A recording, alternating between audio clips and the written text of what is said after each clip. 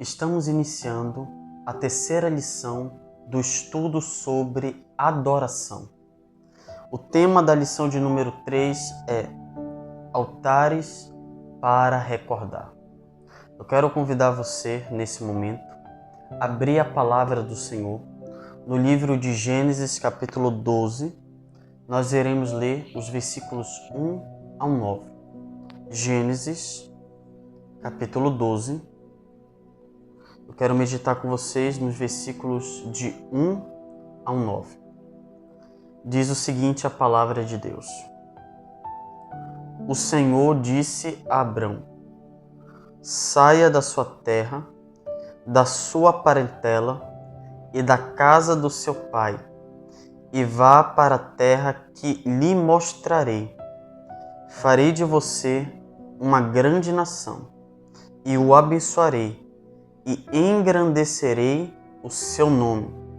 Seja uma bênção. Abençoarei aqueles que o abençoarem, e amaldiçoarei aquele que o amaldiçoar. Em você serão benditas todas as famílias da terra. Partiu, pois, Abrão como o Senhor lhe havia ordenado, e Ló foi com ele. Abrão tinha 75 anos quando saiu de Harã. Abrão levou consigo a sua mulher, Sarai, o seu sobrinho Ló, todos os bens que haviam adquirido e as pessoas que lhes foram acrescentadas em Harã. Partiram para a terra de Canaã e lá chegaram. Abrão atravessou a terra de Siquém até o carvalho de Moré. Nesse tempo, os cananeus habitavam nesta terra. Note bem nesta parte aqui do versículo 6. Nesse tempo, os cananeus habitavam nessa terra. Isso aqui será fundamental para a nossa compreensão acerca do altar. Versículo 7. O Senhor apareceu a Abrão e lhe disse: darei esta terra à sua descendência. Ali, Abrão edificou um altar ao Senhor que lhe tinha aparecido. Passando dali para o monte a leste de Betel, armou a sua tenda, ficando Betel a oeste de Ai, a leste. Ali edificou um altar ao Senhor e invocou o nome do Senhor. Depois, Abrão partiu dali, indo sempre na direção do Negueb. Então, o tema da lição, ela tem por intuito de enfatizar o altar. Mas este altar ele tinha por intuito de relembrar as promessas de Deus. É interessante que quando você estuda a vida de Abraão, você percebe que Deus sempre faz uma reviravolta na trama. Você percebe, primeiro, Deus tirando Abrão de uma terra totalmente ímpia e pagã. Você percebe Deus mudando o seu nome. Você percebe Deus tirando a sua vergonha, ou seja, Abrão, por ele ser casado com Sarai, que logo depois vai se tornar Sara. Sara não poderia dar à luz filhos. Logo, isso servia de vergonha tanto para o marido quanto para a esposa. E você vê Deus mudando a trama da história.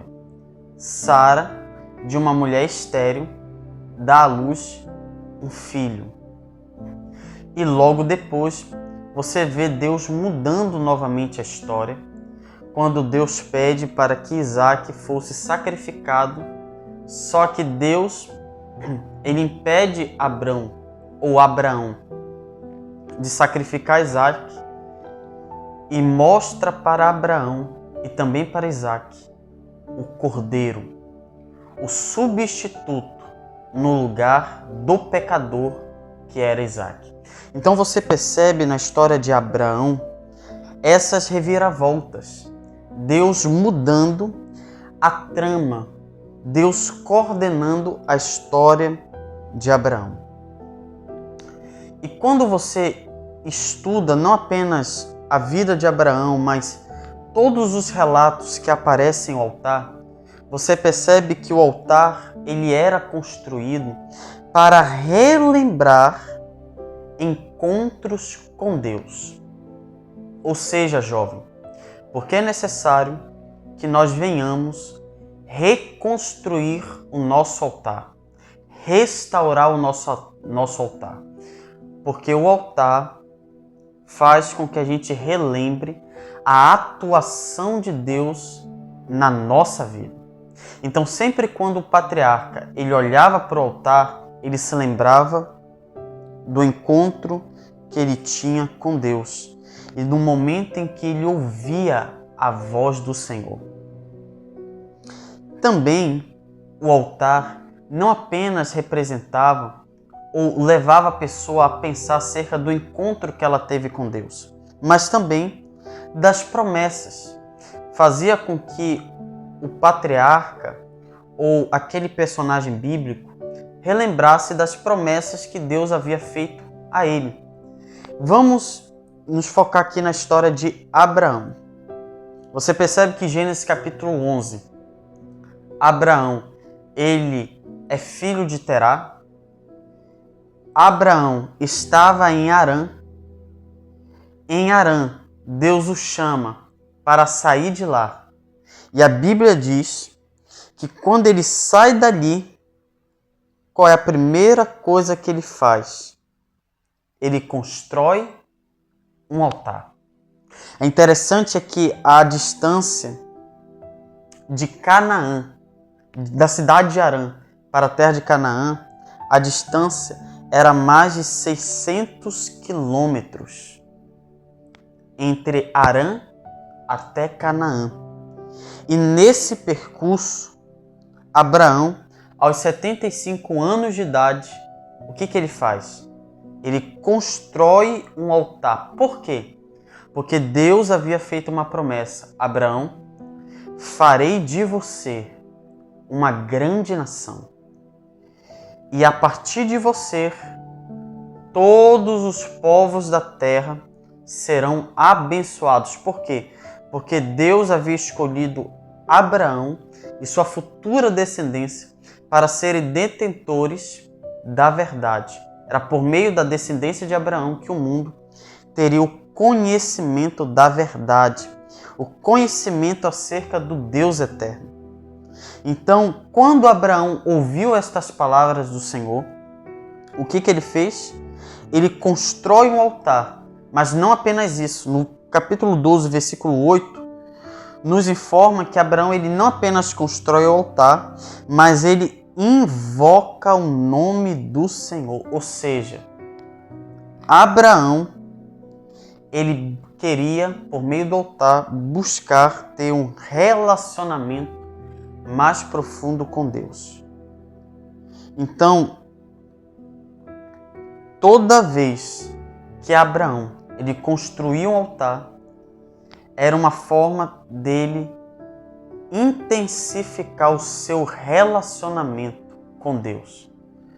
Porque é necessário que venhamos reconstruir o nosso altar, para que tenhamos um relacionamento íntimo com Deus.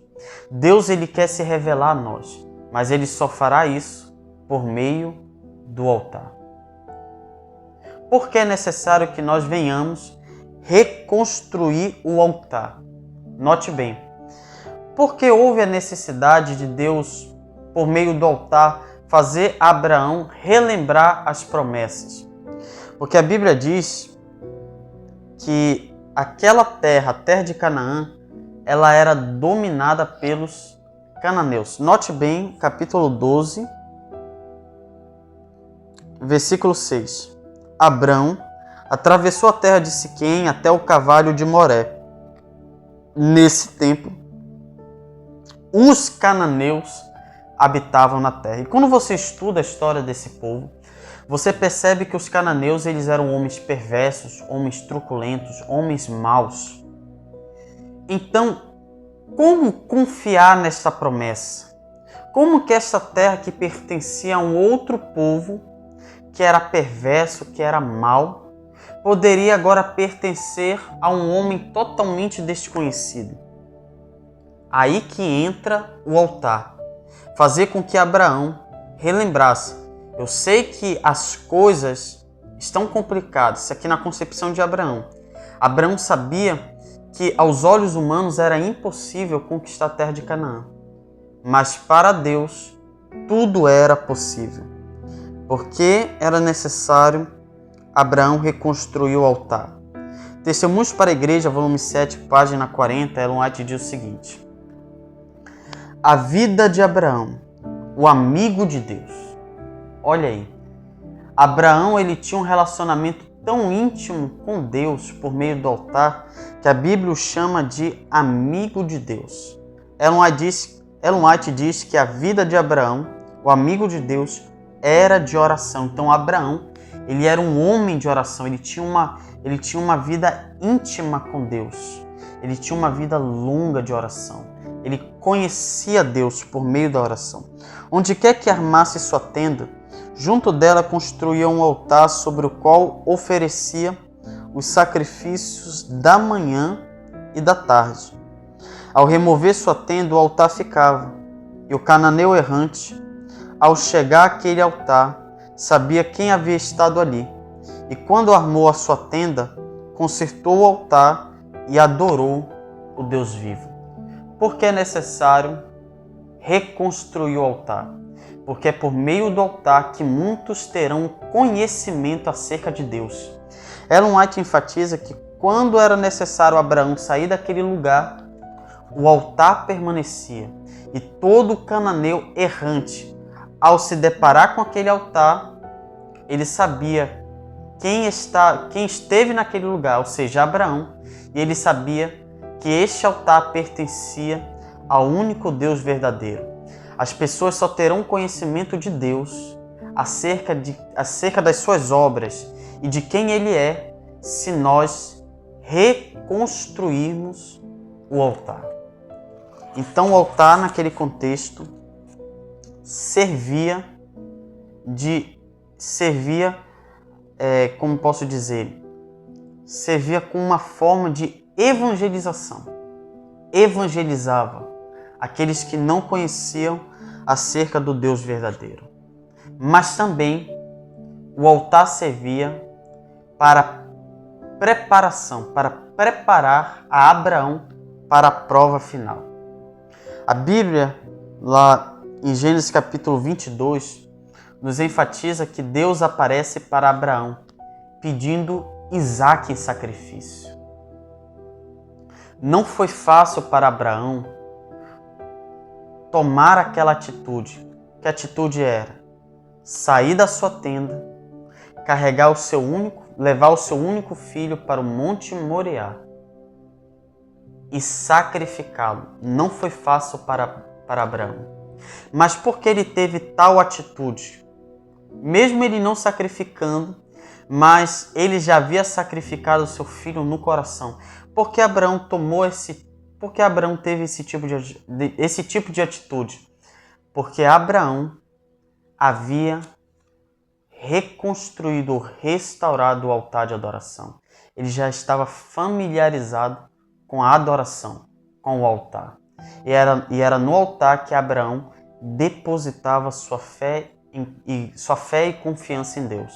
Não é à toa que quando Isaque pergunta: Pai, aqui está a lenha e o cutelo, mas onde está o cordeiro? Qual foi a resposta de Abraão? Deus proverá para si um cordeiro. Deus proverá, meu filho. Ou seja, Abraão não sabia como Deus iria solucionar aquele problema. Mas Abraão confiava em Deus, que de alguma forma Deus iria ou ressuscitar o seu filho, ou Deus iria impedir com que ele sacrificasse o seu filho. E aí, quando Abraão estava prestes a sacrificar, Deus se manifesta. E Deus impede Abraão de sacrificar o seu filho. Por quê? Porque havia um substituto. Aquilo que Abraão havia dito, olha, Deus proverá. Naquele exato momento, Deus proveu um cordeiro para morrer no lugar de Isaac. Veja o que a serva do Senhor vai nos dizer acerca de Abraão. Abraão, o amigo de Deus, nos dá um digno exemplo. Sua vida foi uma vida de oração.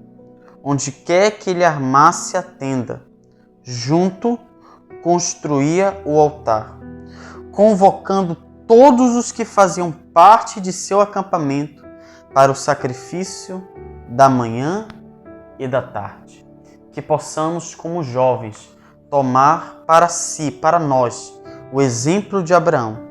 Temos uma vida de oração, restaurar o nosso altar e também convidar outros para experimentarem ou passarem por essa experiência. Adorar um único Deus verdadeiro. Vamos orar? Senhor, meu Deus e Pai, nesse momento eu te peço que o nosso altar possa ser um altar aonde pessoas que não conhecem o Teu nome possam ter um encontro contigo. Senhor, que seja por meio do altar que venhamos crescer em conhecimento e graça. Que por meio do altar venhamos, Senhor, crer nas promessas que estão contidas na Tua palavra. Esteja conosco, Senhor. Nos abençoe hoje e sempre, por meio do Teu Espírito, em nome de Jesus. Amém. Amém. Que Deus te abençoe, meu jovem, e eu te espero no próximo estudo da lição da Escola Sabatina, que vem com um tema geral: adoração, de volta ao altar.